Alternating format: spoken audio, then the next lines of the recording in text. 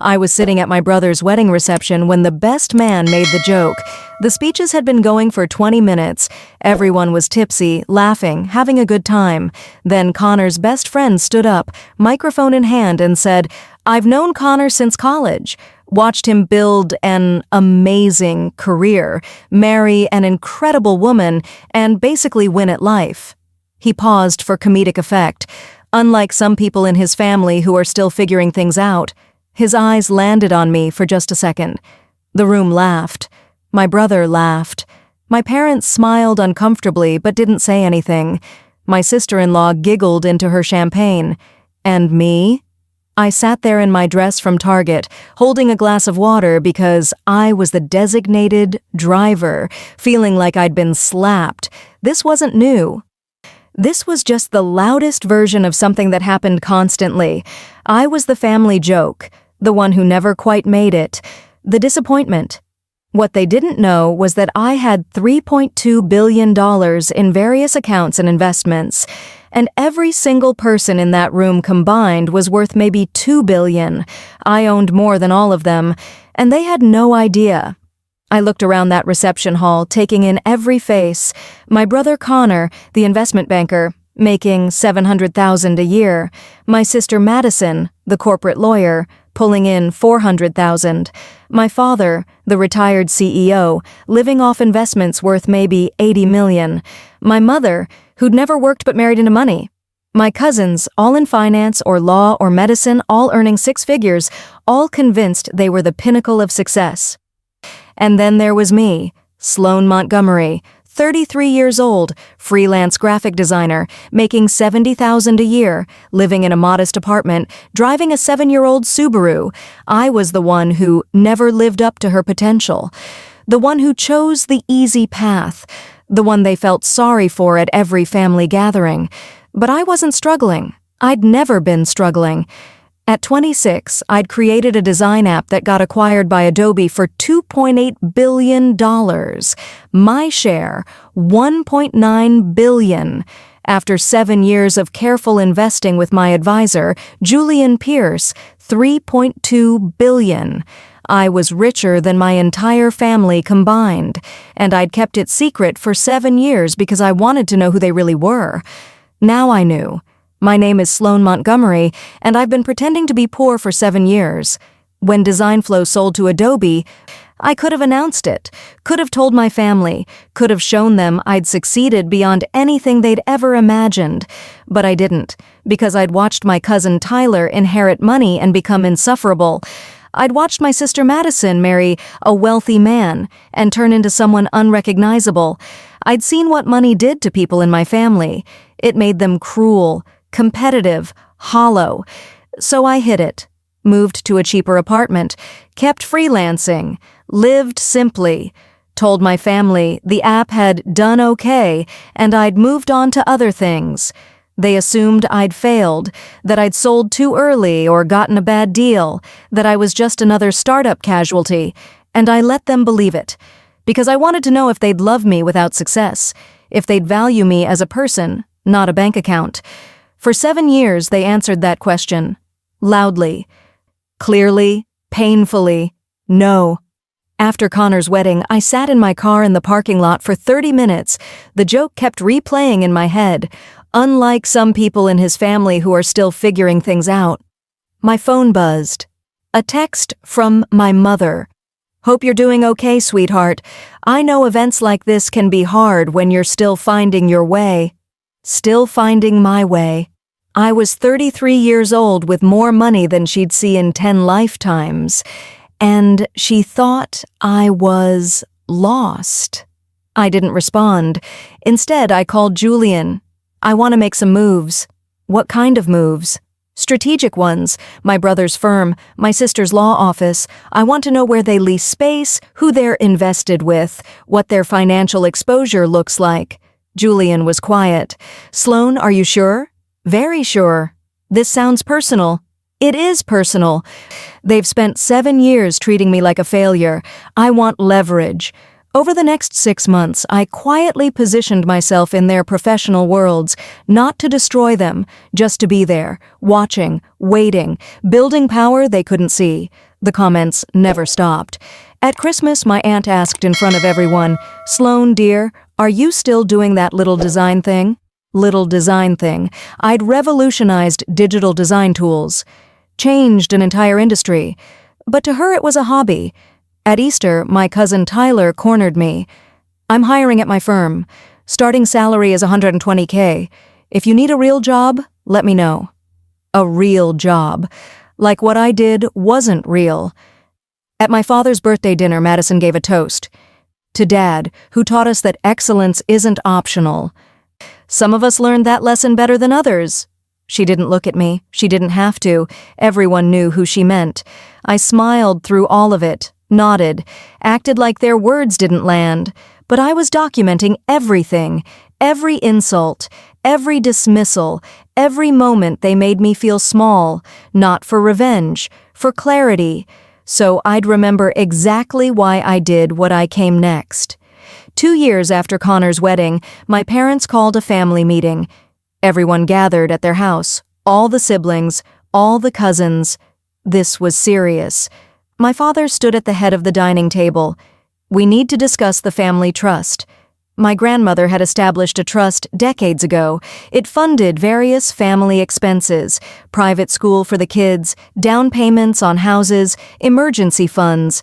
My father continued, "Your mother and I are restructuring how it works.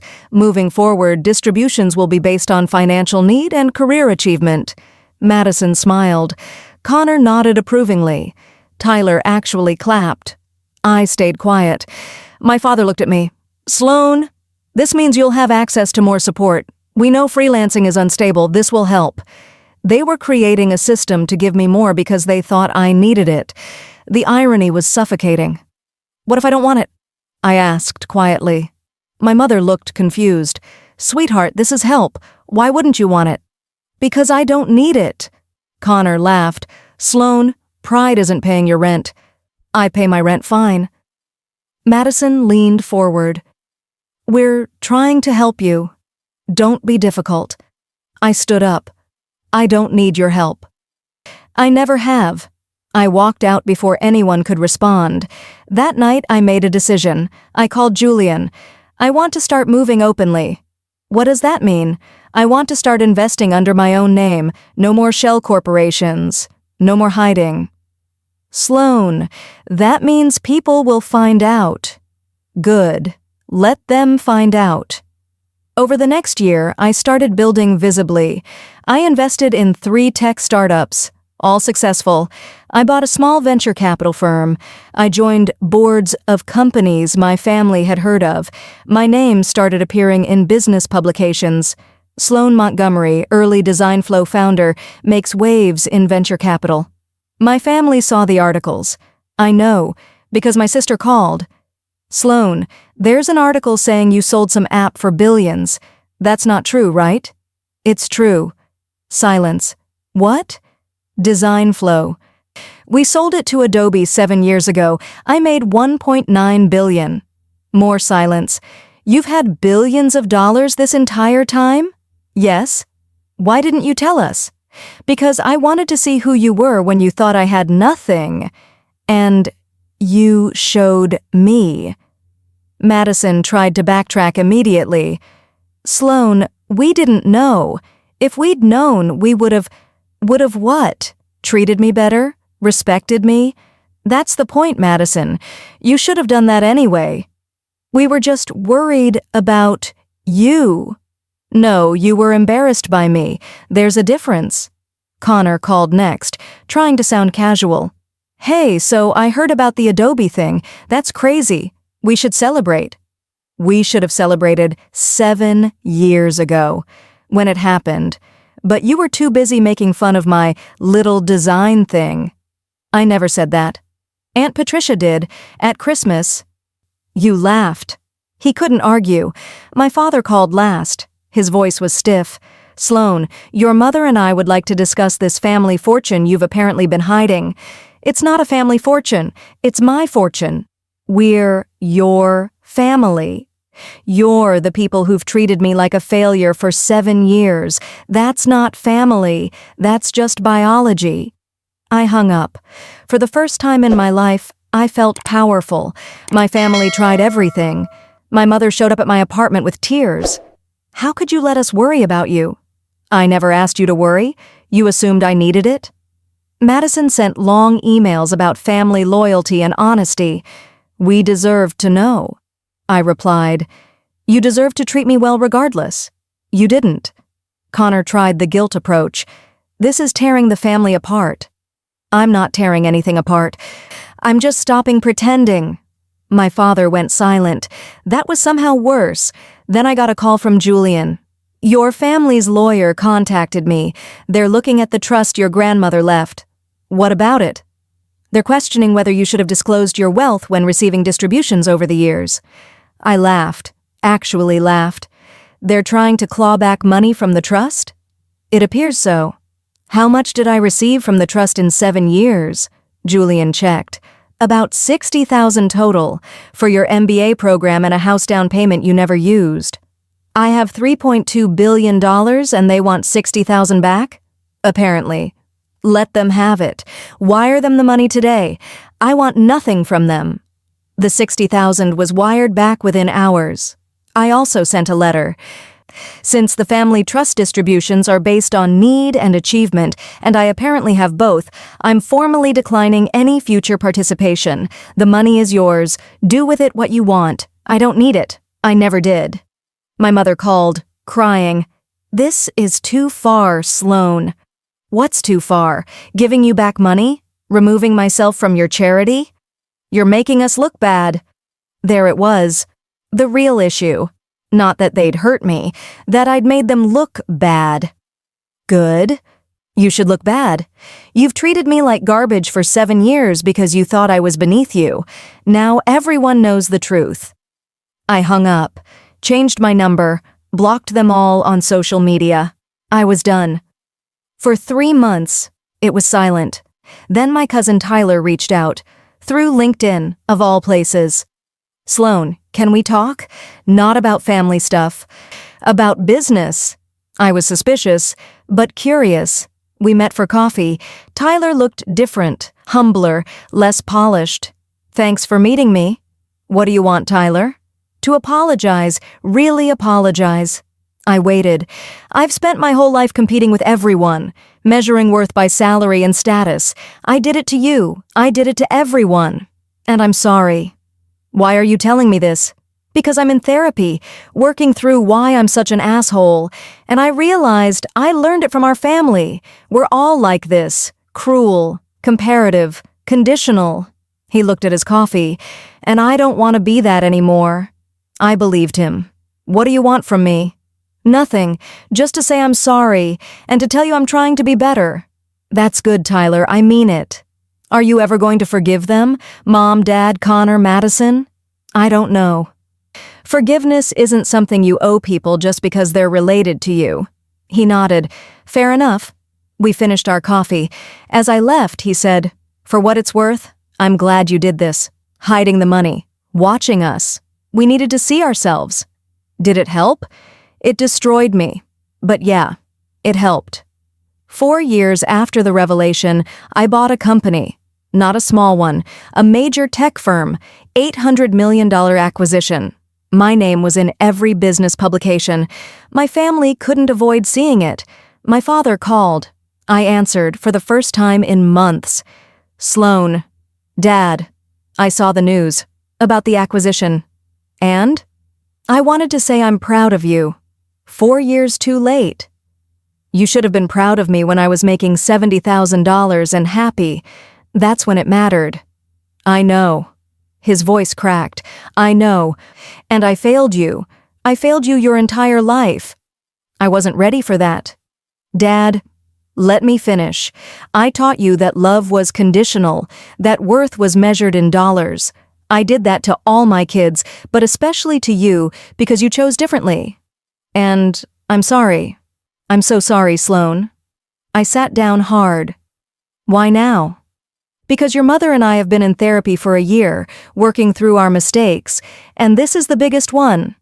I met my parents for dinner a week later. Neutral restaurant. No other family. Just us. My mother looked older, tired. Thank you for coming. I'm not promising anything. We know. My father folded his hands. We want to explain, not excuse. Your mother and I grew up in families where money was survival, where poverty was shameful. We spent our lives running from that. So you made me feel ashamed for not being rich enough? Yes, and it was wrong. My mother added, we measured everything by wealth because we didn't know any other metric. Success, love, worth. It was all tied to money. And when you thought I didn't have it, you treated me like I didn't matter. They both nodded. We sat in heavy silence. Then my mother said, can we start over? No, but we can start somewhere new with honesty. And boundaries. What does that look like? My father asked. It looks like you doing the work to change, not just saying you're sorry but showing it. And if you can't, then we're done.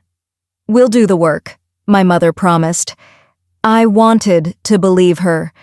Over the next 2 years, my parents actually tried. Therapy, reading, changing patterns. They stopped talking about money at family gatherings, stopped measuring success by salary, started asking about happiness instead. It was awkward, clumsy, but real. Connor and Madison didn't change. They doubled down. Connor posted passive-aggressive things on social media about family members who abandoned their roots. Madison sent Christmas cards to everyone but me. They were angry, hurt, convinced I'd wronged them. I didn't engage, just let them sit in their feelings.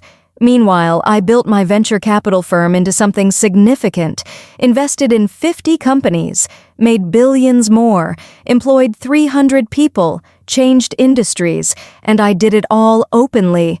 No more hiding. My name was on buildings, on boards, in publications. I wasn't the family failure anymore. I was the family success. But more importantly, I was happy. Really, truly happy. For the first time in my life. 5 years after everything changed, Madison reached out, not through lawyers or emails. She showed up at my office. My assistant called, "There's a Madison Montgomery here to see you?" I almost said no, but curiosity won. "Send her in." Madison walked in wearing a suit that probably cost $4,000, but she looked small. "Sloan, thank you for seeing me." "What do you want, Madison?" "To apologize." "You've had 5 years." "I know. I wasn't ready before. I was too angry." She sat down without being invited. "I was angry that you had more money than me, that you'd succeeded more, that everyone now knew you were more successful." "And now?" "Now, I'm just tired. Tired of competing, tired of performing, tired of measuring my worth by my bank account." She looked at me. "I'm jealous of you. Of my money? Of your freedom. You don't care what people think. You never did. That's why you could hide the money, because it didn't define you." She was right. "And it defines you?" "It's all I have." Her voice shook. "I'm 40 years old. I make $500,000 a year. I have a beautiful house and a successful career, and I'm miserable." I didn't know what to say. "What do you want from me?" "I don't know. Forgiveness? Permission to be different? I just know I can't keep living like this." Madison and I started having coffee every few weeks, slowly, carefully. We talked about our childhood, about the pressure, about the impossible standards we'd grown up with. "I always thought you were the lucky one," she admitted one day. "Why?" "Because you escaped. You chose art and design and things that made you happy. I chose law because Dad wanted me to. You could still change. I'm 42. It's too late." "It's never too late to start living authentically." She looked at me with something like hope. "Do you really believe that?" "I do." Over the next year, Madison quit her law firm, started teaching, made a fraction of what she used to, and she was happier than I'd ever seen her. Connor didn't change. Neither did most of my extended family. But Madison did. My parents did. Tyler did. Some relationships were salvageable, others weren't. I made peace with both.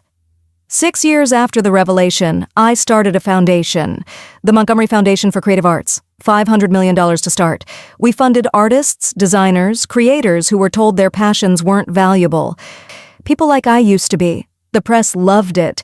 My family saw the articles. Connor sent a short email. "What you're doing is good. I'm sorry I never saw it before." It wasn't much, but it was something. My father called. "Your mother and I want to donate to the foundation." "You don't have to do that. We want to. We want to be part of what you're building, even if it's just a small part." They donated $1 million, not because I needed it, because they needed to do it, to show they'd changed. I accepted it, not for the money, for the gesture. Meanwhile, I kept building, kept investing, kept creating. My company was worth over $5 billion now. I'd quadrupled my wealth in 6 years, not because I was trying to prove anything, because I loved what I did, and that made all the difference. 7 years after everything changed, my grandmother's house went up for sale, the one where we used to have family gatherings, where I'd felt so small and invisible. It was being sold to pay for her estate. I bought it, paid cash, $3 million. Then I turned it into the headquarters for my foundation. Every room that used to echo with judgment now echoed with creativity. Artists worked where my aunts used to gossip. Designers collaborated where my uncles used to brag.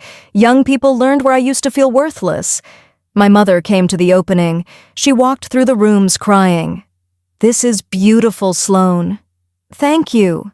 "She would have loved this. Your grandmother." "I know." My mother looked at me. "I don't tell you enough that I'm proud of you, not for the money, for who you are, for what you've built, for your capacity to forgive when we didn't deserve it. I'm still working on the forgiving part. I know, but you're here, you're trying, that's more than we deserved." She was right, but I was doing it anyway, not for them, for me. Because holding grudges was exhausting, and I had better things to do with my energy. 8 years post-revelation, I was featured in Forbes. The billionaire who hid in plain sight. The article detailed everything. The app, the sale, the years of hiding, the family dynamics.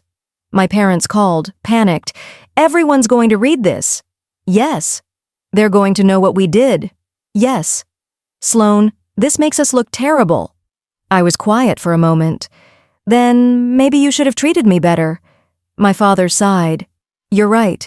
You're absolutely right. We can't control what people think. We can only control who we are now." Exactly. The article went viral. I got thousands of messages. "You're my hero. I needed this story. Thank you for showing that worth isn't wealth." It was overwhelming, but good, because it meant the message landed. That hiding wasn't about revenge. It was about truth, about seeing people clearly, about refusing to accept conditional love. Connor reached out 9 years after everything fell apart. A letter, handwritten. "Sloan, I've been in therapy for 3 years. I've learned things about myself I don't like. I've learned that I've been cruel, competitive, empty, and I've learned it came from fear. Fear that I wasn't enough, that I had to be the best to matter. I took that out on you, and I'm sorry. I don't expect forgiveness. I don't expect a relationship. I just need you to know I see it now. I see what I did, and I'm working to be different. For my kids, for my wife, for myself, I hope you're happy. I really do. Connor." I read it 5 times, called him. "Connor." "Sloan." His voice was shaky. "I got your letter. I meant every word." "I know. Can we have coffee?" "Really?" "Really." We met the next week. It was awkward, stilted, but honest. "I don't know if we'll ever be close," I said. "I know. But I'm willing to try. if you keep doing the work. I will. I promise. It wasn't perfect, but it was a start. 10 years after hiding my wealth, I looked at my life and barely recognized it. I had genuine relationships, real friendships, work that mattered, peace. My parents and I had dinner monthly. It was real now, vulnerable, honest. Madison and I were actually close. We talked about real things, not competition, not comparison, just life. Connor and I were working on it, slowly, carefully, building something new. Tyler had become one of my closest friends. He'd changed completely, left finance, started a nonprofit, found purpose. Some family members were still cut off. My Aunt Patricia, several cousins, people who never apologized, never changed, and I was okay with that. Some bridges burned for a reason. My company was worth $8 billion now. My personal wealth, over $4 billion.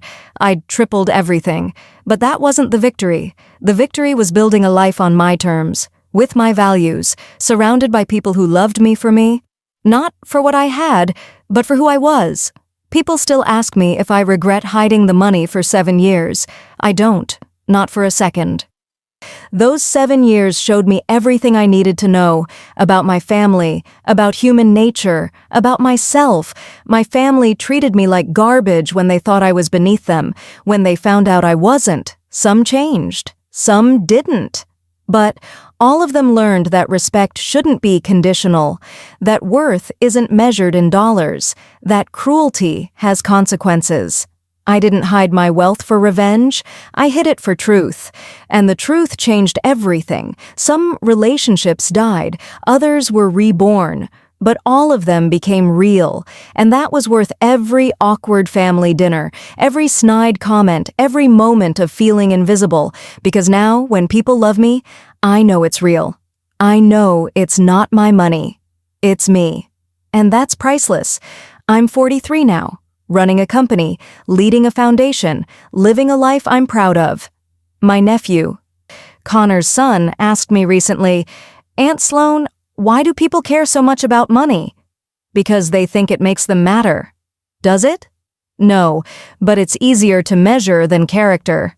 He thought about that. You have a lot of money. I do. Does that make you matter?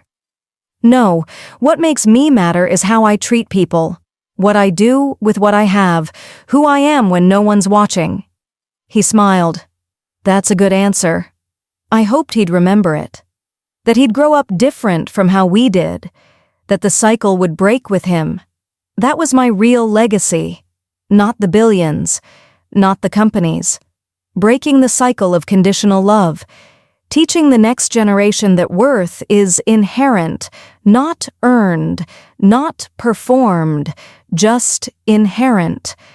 My family learned the hard way that treating people well shouldn't depend on their bank account.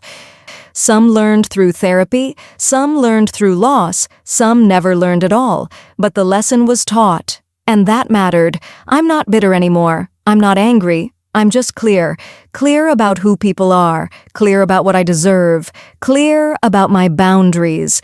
My family doesn't get unlimited access to my life anymore. They earn it through consistency, through respect, through proving they've changed. Some have earned it, some are still working on it, some never will. And all of that is okay, because I'm not responsible for their growth, only my own. And I've grown into someone I'm proud of, someone who knows her worth, someone who doesn't need external validation, someone who is enough, with or without the billions. They treated me like nothing because they thought I had nothing.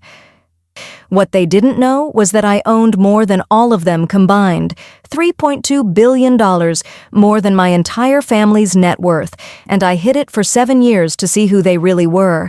They showed me, with every snide comment, every dismissive look, every joke at my expense. They showed me they valued money over people, status over substance, image over integrity. When I finally revealed the truth, everything changed. Some apologized, some changed, Some disappeared.